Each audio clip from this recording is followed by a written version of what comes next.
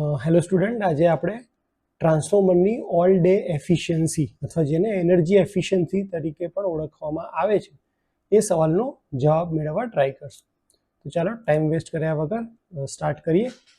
તો ટ્રાન્સફોર્મરની એફિશિયન્સી પહેલાં તો આપણને જનરલાઇઝ બેઝિક ખબર છે કે ટ્રાન્સફોર્મરની એફિશિયન્સી એટલે આઉટપુટ અપોન ઇનપુટ. ટ્રાન્સફોર્મરનો આઉટપુટ આપણે વોલ્ટેજ ઇન્ટુ કરંટ અને પાવર ફેક્ટર, અને એવી જ રીતે ઇનપુટ એટલે voltage into current into power factor. તો જ્યારે આપણે એફિશિયન્સી શોધવી હોય ત્યારે આપણે આઉટપુટ અપોન ઇનપુટનો રેશિયો લઈએ તો આપણને એફિશિયન્સી મળી જતી હોય છે.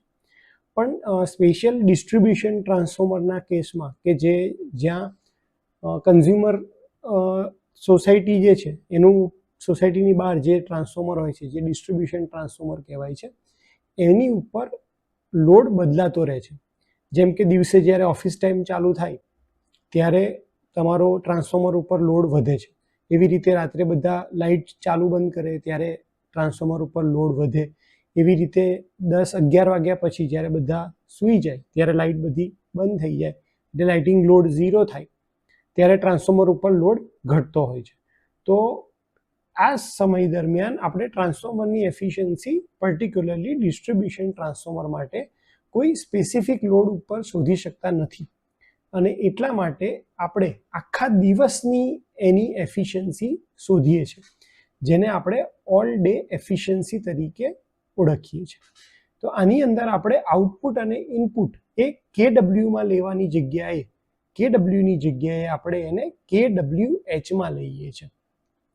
એટલે જો હું ફટાફટ વાંચી જાઉં અહીંયા તો ટ્રાન્સફોર્મરની કાર્યદક્ષતા એફિશિયન્સી ટ્રાન્સફોર્મરના લોડિંગ અને લોડના પાવર ફેક્ટર ઉપર આધાર રાખે છે. એફિશિયન્સી વિશેની જાણકારી એ ટ્રાન્સફોર્મરના દેખાવ વિશે અનુમાન બનાવવામાં ઉપયોગી છે.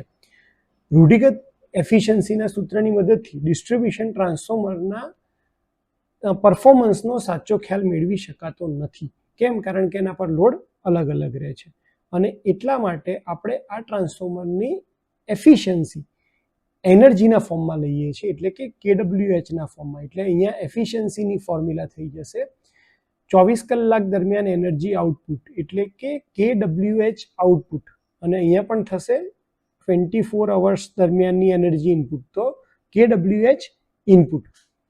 તો જ્યારે તમે એફિશિયન્સી ટ્રાન્સફોર્મરની એફિશિયન્સી KWમાં ગણવાની જગ્યાએ એનર્જી લઈને ગણો છો અને આખા દિવસ માટે, એને કહેવાય છે ઓલ ડે એફિશિયન્સી.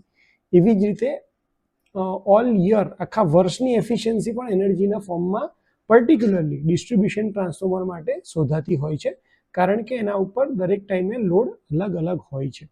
અને એટલા માટે લોડ અલગ અલગ હોવાને લીધે જ્યારે પણ આ ટાઈપના ટ્રાન્સફોર્મર ડિસ્ટ્રીબ્યુશન ટ્રાન્સફોર્મર ડિઝાઇન થાય છે ત્યારે એક વસ્તુનું ખાસ ધ્યાન રાખવામાં આવે છે કે એની એફિશિયન્સીમાં આયર્ન લોસ બને એટલા ઓછા થાય.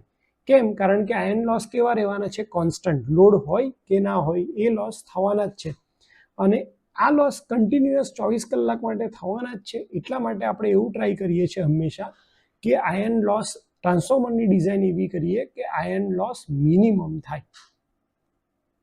તો જ્યારે પણ તમને એક્ઝામમાં ઓલ ડે એફિશિયન્સી વિશે પૂછાય ત્યારે તમારે ડિસ્ટ્રીબ્યુશન ટ્રાન્સફોર્મરની વાત કરી અને લખવાનું છે કે ડિસ્ટ્રીબ્યુશન ટ્રાન્સફોર્મરની એફિશિયન્સી KWના ફોર્મમાં શોધવી એ આના માટે પ્રોપર નથી. કેમ? કારણ કે આના ઉપર લોડ બદલાતો રહે છે, અને એટલા માટે આખા દિવસને ધ્યાનમાં રાખી અને કેટલી એનર્જી વાપરી છે ટ્રાન્સફોર્મરમાં એ પ્રમાણે આપણે એફિશિયન્સી શોધીએ છીએ, અને એ રેશિયોને એનર્જીના જે રેશિયો લઈએ છીએ આઉટપુટ અપોન ઇનપુટ, એને કહેવાય છે all day efficiency distribution transformer માટે. અને એટલા માટે ડિસ્ટ્રીબ્યુશન ટ્રાન્સફોર્મરમાં હંમેશા ડિઝાઇનમાં એવું ધ્યાન રાખવામાં આવે છે કે આયર્ન લોસ બને એટલા ઓછા થાય. તો હોપ કે તમને આ ખ્યાલ આવી ગયો હશે. Thank you so much.